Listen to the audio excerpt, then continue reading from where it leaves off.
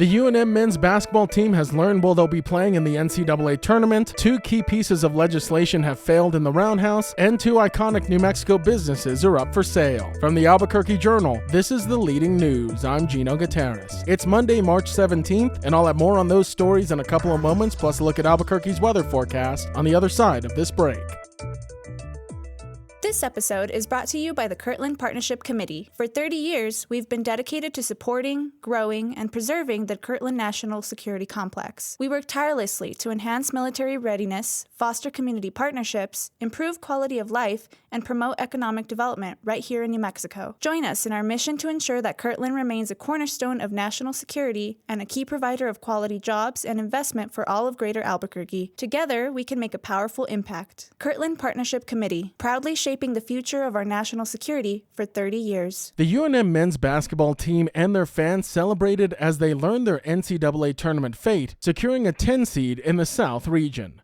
They will face number 7 Marquette in Cleveland on Friday at 5:25 p.m. Mountain Standard Time, with the winner advancing to meet either number 2 Michigan State or number 15 Bryant. Unlike last season when UNM earned an automatic bid by winning the Mountain West tournament, this year's team secured an at-large bid after a strong 17-3 conference record. Coach Richard Pitino reminded his players to appreciate the moment, emphasizing how only 19% of teams make it to the tournament. Marquette, which is led by Coach Shaka Smart, finished 23-10 and boasts star point guard Cam Jones, who will face off against UNM's Donovan Dent, who was the Mountain West Player of the Year. The matchup between the two talented guards is expected to be one of the best in the tournament's first round. The team is already preparing for the high-stakes game, balancing excitement with focus. For fans traveling to Cleveland, the game will be held at Rocket Mortgage Fieldhouse, with seating sections designated for Lobos supporters. The game will also be broadcast on TBS for those watching from home. A bill aimed at addressing New Mexico's shortage in healthcare providers by amending the state's Medical Malpractice Act failed to pass the Senate Health and Public Affairs Committee with a narrow 5-4 vote against it. Senate Bill 176 sought to limit attorney fees in malpractice cases, change how malpractice settlements are paid, and redirect 75% of punitive damages into a patient safety fund. Supporters argued the bill would help retain doctors by reducing the high cost of malpractice insurance, but opponents, including trial lawyers and patients, saw it as unfairly limiting compensation for victims. Senator Cindy Nava, a Democrat from Bernalillo, voted against the bill, expressing doubt that it would attract more physicians to the state. Senator Antoinette Sedillo Lopez, a Democrat from Albuquerque, strongly opposed diverting punitive damages away from the victims. The debate highlighted the rising number of malpractice cases in New Mexico, with large jury verdicts including a record $412 million award in 2024. The bill's failure means no malpractice reform will pass this session, which supporters say will further discourage doctors from practicing in New Mexico. However, proponents remain hopeful for future efforts, citing bipartisan support for reform. A state-run paid workers' leave proposal failed in the Senate Finance Committee on Saturday, despite efforts to compromise and gain support. House Bill 11, which included $9,000 baby rebates and 6 weeks of paid medical leave funded by worker and employer premiums, was rejected in an 8-3 vote. The bill had undergone significant changes from its original 2019 version to appease moderates and business leaders, but those revisions alienated key supporters. Senate President Pro Tem Mimi Stewart, a Democrat from Albuquerque, argued the altered bill no longer met family needs. Critics, including business owners and Republican lawmakers, raised concerns about funding, potential lawsuits, and economic strain on employers. Even past supporters, including 3 Senate Democrats, voted against the bill. Advocates, disappointed by the changes, pledged to continue pushing for a more comprehensive plan in future legislative sessions. And Kiva Juice and Garduño's, 2 well-known New Mexico brands, are up for sale as their owner, Tug Heurig, plans to retire. President of Southwest Brands, Heurig is seeking buyers or investors to take over the businesses, with pricing to be determined by the market. Kiva Juice, a smoothie chain founded in 1998, has multiple locations in New Mexico and a presence in several other states. Garduño's, a Mexican and New Mexican restaurant brand, dates back to 1969 and currently operates 3 locations. While Southwest Brand owns Kiva Juice's New Mexico locations, it licenses the Garduño's brands to operators. Heurig hopes the next owner will expand the brands, highlighting the transportable Kiva Juice concept designed for small-town markets. The sale marks the end of Southwest Brands, which will dissolve after the transition. Potential buyers for Garduño's could be hands-on operators, product developers, or passive investors seeking royalty income. Heurig will assist with the transition to ensure stability for employees and customers, emphasizing the brand's deep roots here in New Mexico. If you like hearing all of the latest news from the Albuquerque Journal here on the Leading News, consider becoming a digital subscriber to the Albuquerque Journal. You can check our show notes for a discount code on a digital subscription and keep up with all the latest news from New Mexico's leading news source. If you like hearing all of the latest news from the Albuquerque Journal here on the Leading News, consider becoming a digital subscriber to the Albuquerque Journal. You can check our show notes for a discount code on a digital subscription and keep up with all the latest news from New Mexico's leading news source. Now taking a look at Albuquerque's weather forecast. Today you can expect partly sunny skies with a high near 75, and for this evening mostly cloudy with a low around 44. To keep up with all the latest news from the Albuquerque Journal, you can visit our website at abqjournal.com. I'm Gino Gutierrez. The Leading News will be back tomorrow.